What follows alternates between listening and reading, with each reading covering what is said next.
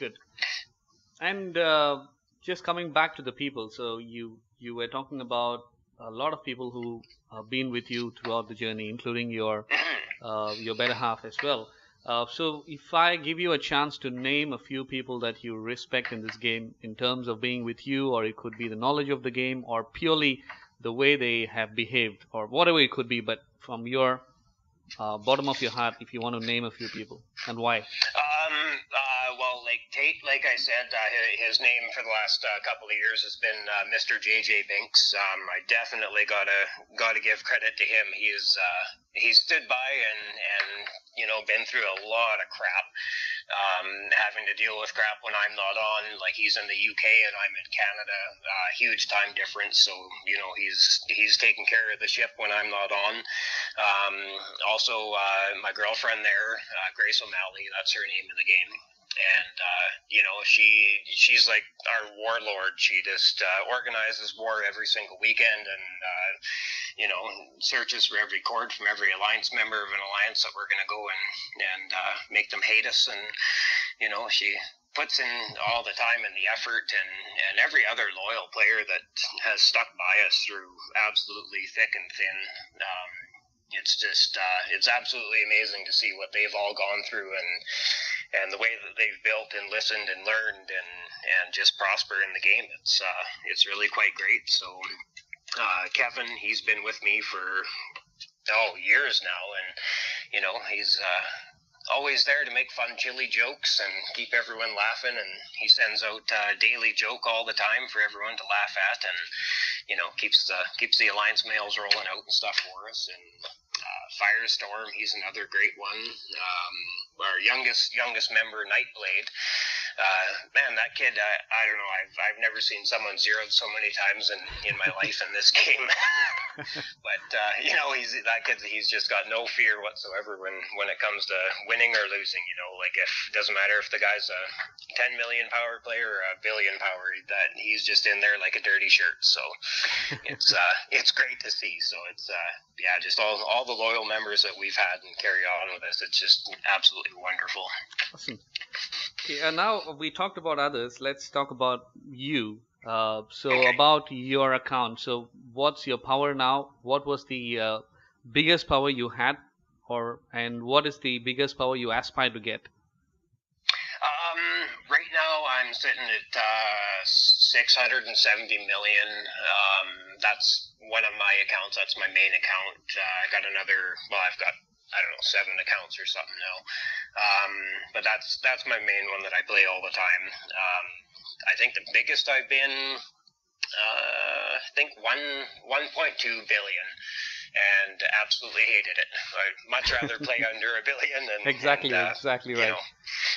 You bet. And it's...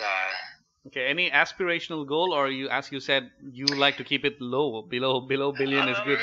I think I'm gonna get back up to a billion again. Yep. And see what it's like for a couple of weeks, and see how long I can handle myself being that big, and probably go out and ruin someone's day, and drop back down. But it's like Dorf said, he's in his interview there, he said the players that he hates the most are the ones who sit at hospital level, and they can sit there and hit you all day, and we just bounce right back and laugh. Exactly. And do it all over again. And like at 380 million power, right, like when I got zeroed and when we came into 31, it was, I had a 6 billion power guy sit there, and he ended up losing over 2 million advanced T4 on me.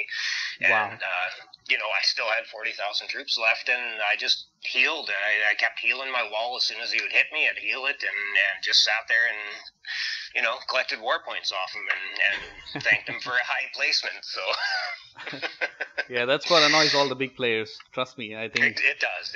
It's fun.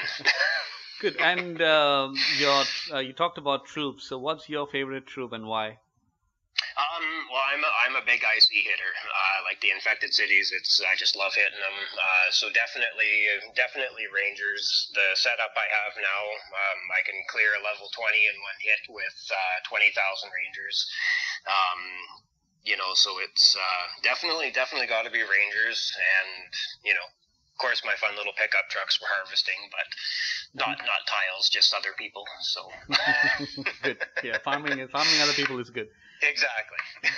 And the leaders, it could be one favorite leader, or it could be a combination or a setup that you have that you want to talk about.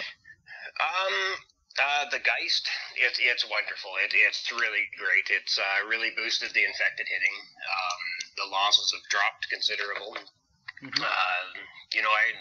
The human leaders, they're great. I run the Nightingale and the Cleric, both level 28 for hitting infecteds. And I pair it up with the Geist, Deadbark, and 2 Deaths. And, it's really, really great with infantry hitting, because they're all infantry boost leaders, of course. So those are definitely my favorites, because, that's what I'd like to do, is I like to hit infected cities. Sitting for defense, I like to, probably... Oh, for defense, I like Famines, Rudolphs, Kiergans, of course. They're a classic, and they'll never get old, those ones. Exactly. But it's Ember's keeping it good and sending out new leaders all the time, and making it interesting and keeping it fun for us. So. Perfect. I think you also talked about Ember now, so let's talk about them a little bit. Do you think Empire Z has any life left after all these changes? It does. It's to be a new player and to come into this game, it could be pretty overwhelming. Just with all the different levels and aspects, and the size of these guys that are running around. Like we got 60 billion power players running around, and how do you compete against that at 1,000 power, right? Yep. So it's. I think there's definitely still life left in it. People are still spending. People are still building. As long as they keep on rolling out updates for us and stuff like that, with higher level raids, different leader combos and stuff like that, it should keep a little bit of life in it for us. So that's good. And if Ember has to do one enhancement that would change the game, what would that be? Get rid of that DNA power. That stuff drives me nuts. Like getting rid of that would be great. Some more work on the raids. It's definitely lacking in a few areas there. I know I've mailed them a couple of times now, and about just about their different raid levels and stuff like that.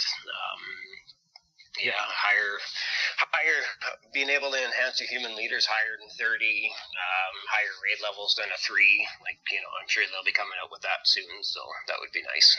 Yeah, that would be good. I mean, again, I totally agree with your DNA power to be great, because people with DNA and then 20 billion, they think that they have iron balls. After all they got is a fucking bubble. So exactly. That's it. So I don't know. I don't know why Ember did this, but hopefully in the next update, if they can just get rid of this DNA power, that would be good. We also talked about the new players, given that the 2 new regions. I'm trying to get some of the players from the new regions also to speak up, because right now it's 29, 30, and 31 is all about we talk about, and I wanted to also talk about the new regions. But I know for a fact that these people are migrating and coming into the region, and at times, I mean, they are really getting their ass kicked, and they're probably quit. Absolutely. So I would like to take this opportunity to ask a player who played for very long, what would be the tips that you would give to the new players? Find a good alliance and keep it loyal, and stay out of 29, 30, and 31. Don't jump into the deep end until you know how to swim, because it's you'll get your ass handed to you, and you'll end up quitting the game. Build up, get your research done. Forget about troops and forget about defenses. Just get your combat research and your defense research and stuff, and all your advanced troops. Get all that stuff unlocked and going, and get a good core power, because a city with no core power is just is garbage, and you're gonna lose, and you're gonna lose all the money and time that you've put into it, and it's just not worth it, So just stay in the new regions if that's where you end up, and build away, and don't forget about your core. Always core always comes first. Put your speeds into that, and troops will come with time once you're built up a bit. Okay, good. And any tips for the aspiring generals? It could be from the newer regions or the older regions. Yeah, just aspiring generals, just remember that it's just a seat you're sitting in. You're a player just like everybody else, and keep it fun, keep it simple. Don't let the power go to your head. You control your alliance to a point, but you don't control the people in it. And you could wake up one morning and everyone could be gone. It's a struggle, and it's worth it. Just keep it going smart and safe.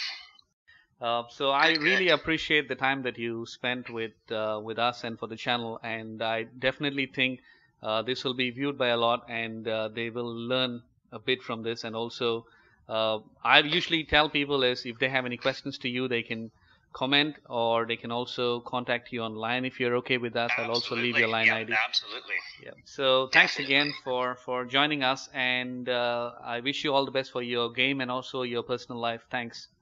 Yes, you bet, and I look forward to more interviews in the future. It's definitely great listening to him, and you're doing a great job. Thanks. Bye. Bye-bye. Hey guys, did you enjoy the interview? I thoroughly did, and it was definitely a great interview in my opinion, because it did look into a general's perspective, and I really thought it's something new that I haven't never done, and I learned quite a bit from this interview as well. So thanks for your support so far with the interview, and I'm also working on a few more. As you know, the one-on-one showdown that we started, so the first set of players who are ready to do it, but they've asked for some time, and it'll be released soon. But I don't know, I'm thinking of just dropping this idea, because there was one case where one of the person openly challenged another one, and I approached the person B saying that he is openly challenged, but he chose not to respond to my messages, and but I saw him active in other line groups. So again, I thought it's not good to put person in the spot. Maybe they don't like fighting and stuff, or maybe for some other reason. So unless I have two parties agreeing to it, I'm going to do this. Otherwise, I'm going to stop with the first one and see how it goes. And I'm also glad that I have my first non-English interview. So this is a player in Germany who gave interview in German. Of course, I can't speak any German. What I did is I sent him the questions in English, and then he responded in German. So right now I'm trying to see if I can get the translations done via Google, and see if I can do an auto, what is that called, the annotations or captions, and see if it makes any sense, and if it, in terms of when I read it, if it does, then what I'll do is I'll release. This will be our first non-English interview. I just want to give you guys a sense of how the European players are approaching this game, and so on and so forth. So stay tuned to my channel. If you're not subscribed, please do subscribe, and please hit that like button as hard as you can. And if you think you can share the videos in line groups, please do so. In that way we can get some more subscribers. And thanks a lot again for your support, and I'll come back with more videos soon. Thank you.